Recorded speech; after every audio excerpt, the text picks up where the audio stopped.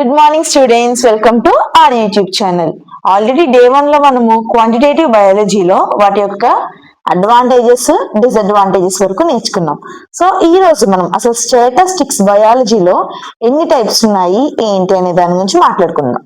So మనకి main గా biostatistics nothing but biological statistics అన్నమాట. సో ఇందులో మనకి 2 టైప్స్ ఉన్నాయి. ఒకటి descriptive biostatistics and inferential biostatistics. First మనం డిస్క్రిప్టివ్ గురించి చూద్దాం. సో ఇందులో ఏంటంటే summarise or organisation of the data. So summarise చేయడం అంటే ఏంటి? మనం తీసుకున్న డేటాని ఒక సమ్మరైజేషన్ ఫామ్ లో, అంటే ఇప్పుడు సమ్మరీ అన్నమాట, కీ పాయింట్స్ లాగా మెయిన్ విషయానికి మాత్రమే మనము దాన్ని సమ్మరైజ్ చేయడం. అండ్ అలాగే ఆర్గనైజేషన్ ఆఫ్ ది డేటా, తీసుకున్న డేటాని ఒక వేలో మనము ఆర్గనైజ్ చేయడం, దాన్ని మనం డిస్క్రిప్టివ్ బయోస్టాటిక్స్ అని అంటాం. ఇందులో కొన్ని మెథడ్స్ మనం ఆల్రెడీ నిన్న మాట్లాడుకున్నది ఏంటి? ఎంక్యూబెస్. ఎంక్యూబెస్ అంటే mean, mode, median and standard deviation. So ఇంకా ఏం మాట్లాడుకున్నాం మనం? ఆర్గనైజేషన్ ఆఫ్ ద డేటాలో మనకి 3 టైప్స్ ఆఫ్ మెథడ్స్ ఉంటాయి. అవేంటి? Tables, charts, graphs. And so ఇది డిస్క్రిప్టివ్ ఆఫ్ బయోస్టాటిక్స్ అన్నమాట. సో దీనికి ఒక ఎగ్జాంపులే number of disease cases present in the hospital. So ఒక పర్టికులర్ హాస్పిటల్లో ఎన్ని నెంబర్ ఆఫ్ డిసీజెస్ కేసెస్ ఉన్నాయని డిస్క్రిప్టివ్ గా, అంటే వాళ్ళది వార్డ్ నెంబర్ ఎంత, ఇదంతా కాదు. సేమ్ ఇప్పుడు ఎవరికైనా ట్యూబర్క్యులోసిస్ వచ్చింది అనుకుందాం ఎవరికైనా. So in the particular hospital ఎన్ని నెంబర్ ఆఫ్ ట్యూబర్క్యులోసిస్ కేసెస్ అనేవి నోట్ అయినాయి అనేది మనకి ఓవరాల్ సమ్మరీ అనేది వస్తుంది అనమాట. So that is all about descriptive biostatistics. And coming to the inferential biostatistics. Inferential అంటే which is nothing but prediction and conclusion. Prediction అంటే ఏంటి? ఇట్లా జరగచ్చు, అలా అవుతుంది, ఇలా చెయ్యాలి అంటే ప్రెడిక్ట్ చేయడం. నెక్స్ట్ కన్క్లూజన్ అంటే మనం తీసుకున్న డేటాలో ఏదైతే డేటా మనం తీసుకున్నామో దానికి ఒక proper conclusion, nothing but interpretation which is nothing but result. Already నిన్న క్లాస్ లో మనం మాట్లాడుకున్నాము, interpretation is nothing but result. So ఇందులో మనము ప్రిడిక్షన్ చేస్తాము అండ్ అలానే తీసుకున్న డేటాకి కన్క్లూజన్ కూడా మనం ఇస్తామన్నమాట. ఇందులో మనం యూజ్ చేసే methods hypothesis, regression and correlation. So ఈ హైపోథెసిస్ టెస్ట్ లో మనం ఆల్రెడీ నిన్న 3 మెథడ్స్ మాట్లాడుకున్నాం. ఏంటవి? T test, chi square test, ANOVA. So next regression. Regression వచ్చేసి it is a statistical method which is used to calculate the internal biological activity of a particular organism in our bodies. Next correlation anna kuda same statistical method which gives the accurate value of something present in the taken data. Next దీనికి ఒక example clinical trials, drug effectiveness studies. ఇప్పుడు drug effectiveness తో ఎంతమంది suffer అవుతున్నారు ఏంటి అని చెప్పేసి study చేసి దాన్ని ప్రెడిక్ట్ చేసి ఎట్లా చేస్తే బాగుంటది, ఇలా చేస్తే బాగుంటది అని గెస్ చేసి దానికి మనం ఒక ప్రాపర్ కన్క్లూజన్ అనేది ఇస్తామన్నమాట. So this is all about the types of biostatistics. సరే, ఇప్పుడు మనము అసలు శాంప్లింగ్ మెథడ్స్ ఏమున్నాయి, అసలు అందులో ఏ టైప్స్ ఉన్నాయి అన్ని మొత్తం క్లియర్ గా మనం చూద్దాం. ఫస్ట్ శాంప్లింగ్ మెథడ్స్ చేసే ముందు మనకి అసలు శాంపుల్ ఎసెన్షియల్స్ ఏంటనేది తెలియాలి. సో ఫస్ట్ వచ్చేసి sample in the sense sample ని మనం ఏదైతే శాంపుల్ తీసుకున్నామో ఆ శాంపుల్ కలెక్షన్ ని, తీసుకున్న శాంపుల్ ని ఏదో ఒక మెథడ్ యూజ్ చేసి దాన్ని మనం అనాలిసిస్ చేస్తాం.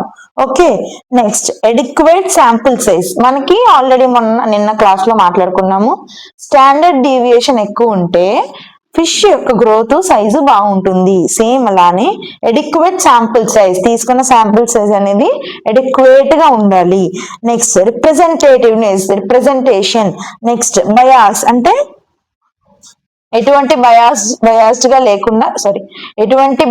గా లేకుండా మనం తీసుకునే శాంపుల్ ఉండాలన్నమాట. అంటే for example group of students ని తీసుకుందాం, అందులో క్లాస్ టాపర్స్ ఉంటారు, అలాగే స్లో లెర్నర్స్ కూడా ఉంటారు. అంటే బాగా చదివే వాళ్ళని తీసుకోవాలి, బాగా చదవలేని వాళ్ళని అవసరం లేదన్న బయాస్డ్ గా ఉండకుండా అందరికి ఈక్వల్ ఆపర్చునిటీ వచ్చేలాగా మనం తీసుకునే శాంపుల్ అనేది ఉండాలన్నమాట. మనం తీసుకునే శాంపుల్ ఇన్ బిట్వీన్ ద పాపులేషన్సే కదా. సో అట్లా. Next accuracy. తీసుకున్న శాంపుల్ ఏదైతే ఉందో దానికి మనకి యాక్యురేట్ వాల్యూ అనేది రావాలి.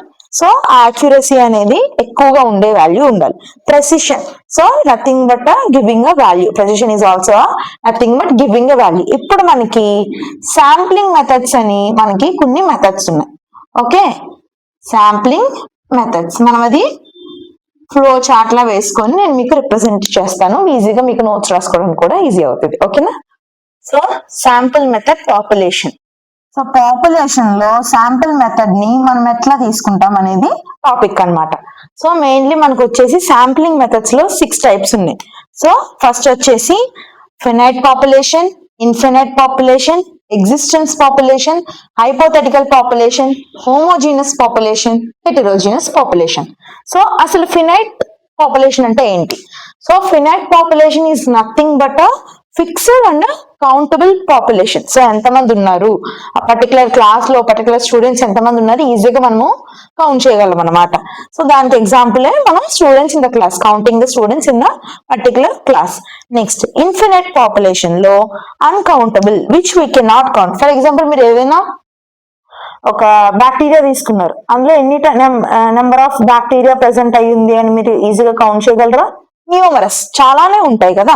So those are coming under the uncountable population, which is nothing but infinite population. And coming to existence. Existence అంటే ఏంటి? రియాలిటీలో ఎగ్జిస్ట్ అయి ఉండడం ని ఎగ్జిస్టెన్స్ పాపులేషన్ అంటాం.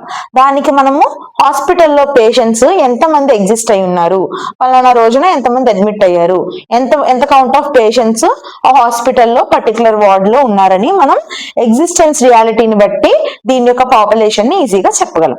And coming to the hypothetical population. So it which is reverse to the existence population, because this is doesn't exist physically. Physical గా ఈ population అనేది ఎగ్జిస్ట్ అయి ఉండదు.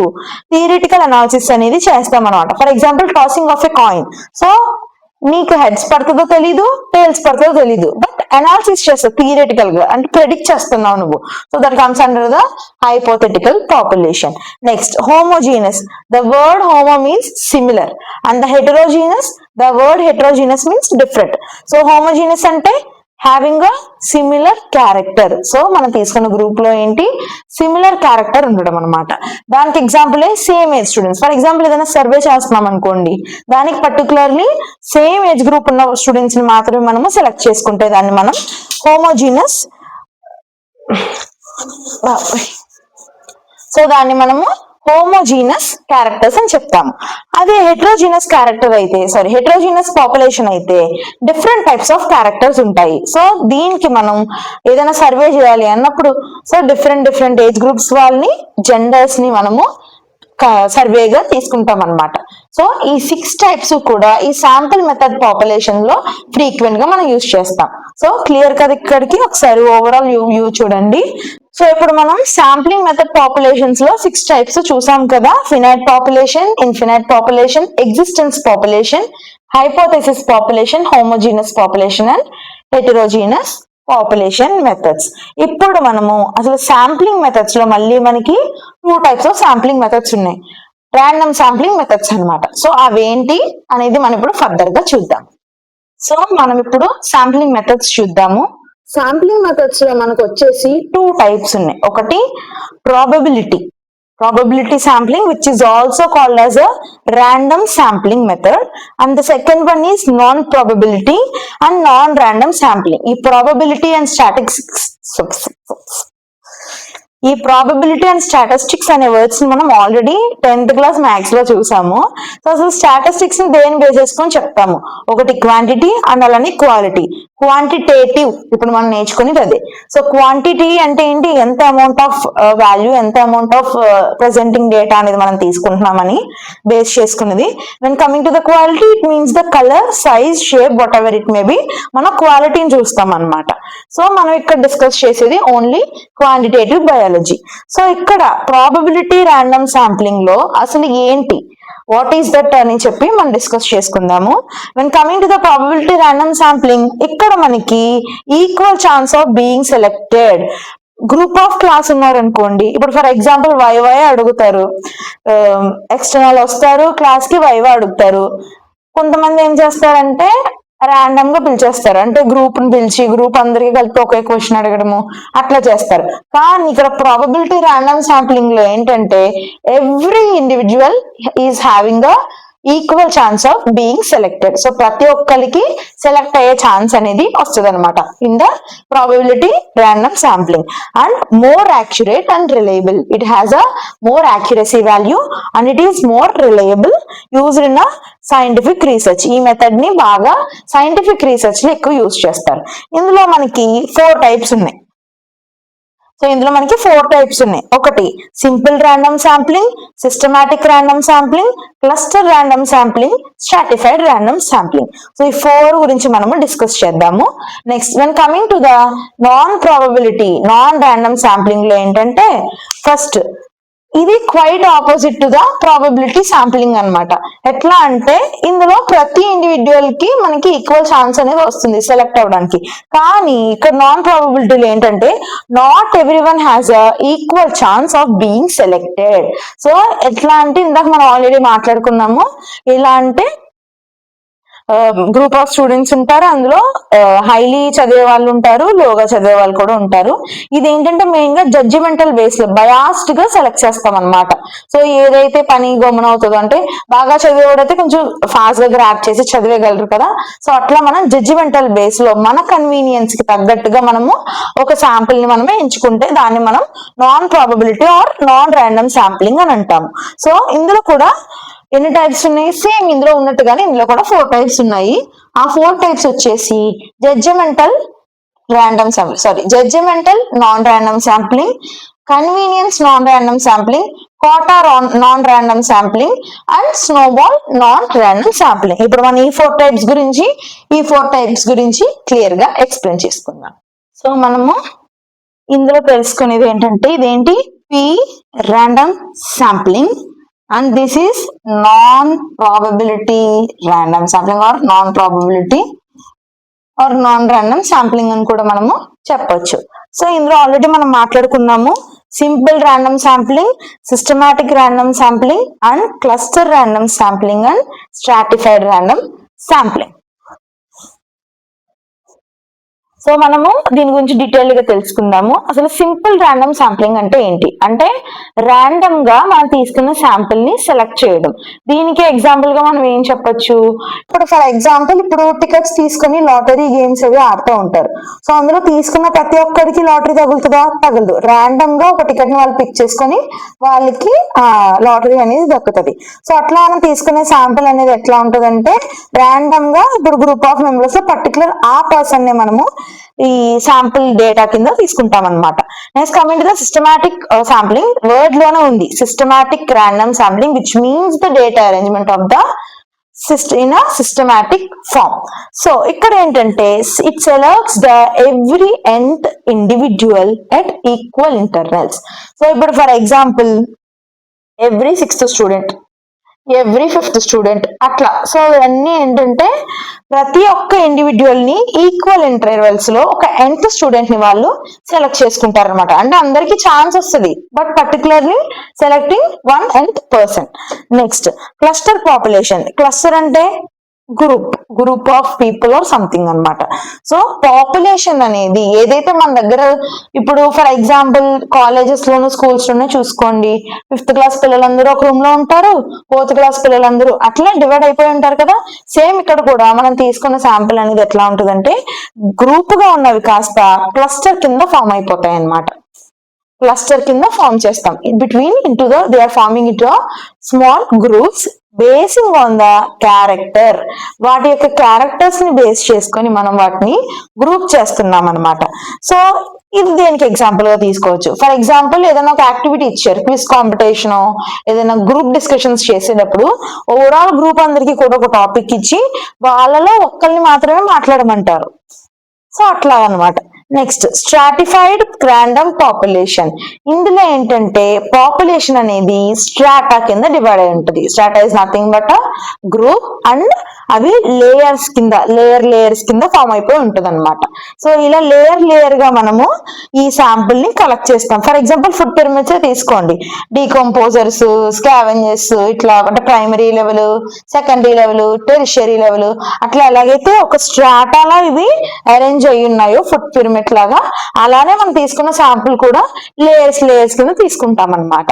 సో అంటే ఫస్ట్ బేస్ లెవెల్ నుంచి హై లెవెల్ అట్లా ఒక్కొక్క శాంపుల్ ని ఒక్కొక్క లెవెల్ నుంచి మనము సెలెక్ట్ చేసుకుంటాం. అంటే ప్రైమరీ లెవెల్ నుంచి ఒక శాంపుల్ తీసుకుంటే సెకండరీ లెవెల్ నుంచి ఒక శాంపుల్ తీసుకుంటాం, మళ్ళీ టెరిషరీ లెవెల్స్ నుంచి ఒక శాంపుల్ అట్లా కలెక్ట్ చేస్తాం. దీనికి మన ఎగ్జాంపుల్ ఫుడ్ పిరమిడ్ అని చెప్పొచ్చు కదా, ఈజీగా అర్థం అవ్వడానికి. Next, so this is all about the probabilities, random sampling or random sampling. ఈ 4 టైప్స్ మనం చెప్పుకున్నాం. And coming to the non probability or non random sampling. So ఇక్కడ ఏంటంటే convenience random sampling, judgemental non random sampling and quota sampling and snowball sampling.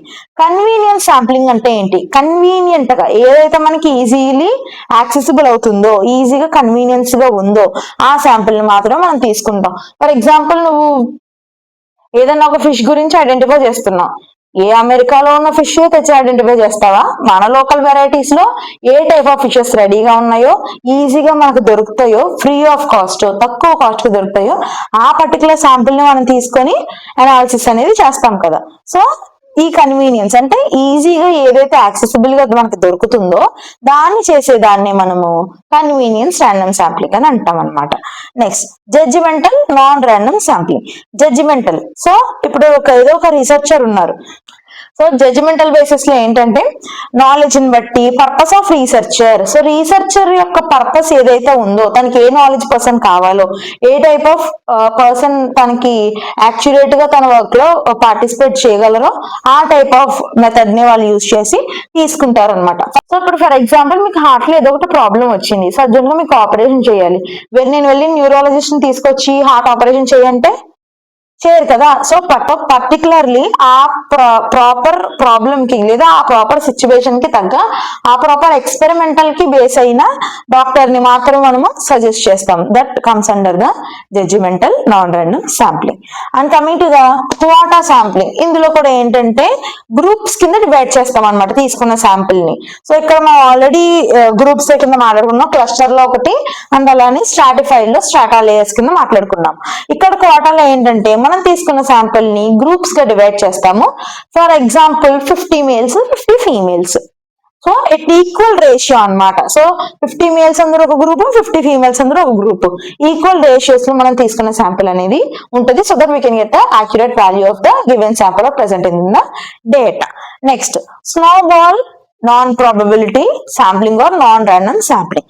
Snowball లో ఏంటి? Existing participants recreate new participants.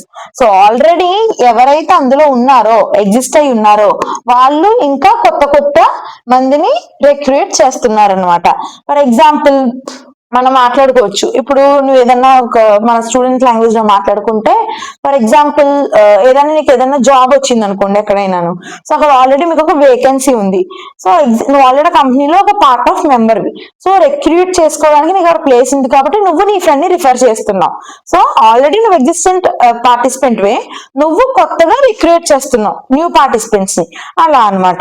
For example drug addicts introduce others. ఇప్పుడు drug addictors ఉంటారు, ఒకళ్ళు addict చేసుకున్న తర్వాత ఒకరికి బాగా అలవాటు అయిపోయిన తర్వాత ఇంకోటి తీసుకొచ్చి వాళ్ళని యాడ్ చేస్తారు. వాళ్ళు అట్లేదు ఒక చైన్ మెకానిజం లో ఒకళ్ళ తర్వాత ఒకరు అలాగా ఇంట్రడ్యూస్ అనేది చేస్తారనమాట. That comes under the snowball non random sampling. So చూసారు కదా, మనం ఈ రోజు క్లాస్ లో ఏం చెప్పుకున్నాము? శాంప్లింగ్ ఎసెన్షియల్స్ మాట్లాడుకున్నాము, శాంప్లింగ్ మెథడ్స్ ఎన్ని ఉన్నాయో మాట్లాడుకున్నాము, అందులో 4 టైప్స్ ఏమేమి ఉంటాయని మాట్లాడుకున్నాం. ప్రతి దానికి కూడా మనం ఎగ్జాంపుల్స్ ఇచ్చి మరి క్లియర్ గా నోట్స్ అనేది ఇవ్వడం అయితే జరిగింది. సో ఇందులో ఇంకా మీకు ఏమైనా డౌట్స్ ఉంటే కమెంట్ సెక్షన్ లో చెప్పండి. నెక్స్ట్ ఇంకొక టాపిక్ తో మీ ముందుంటాను. బాయ్.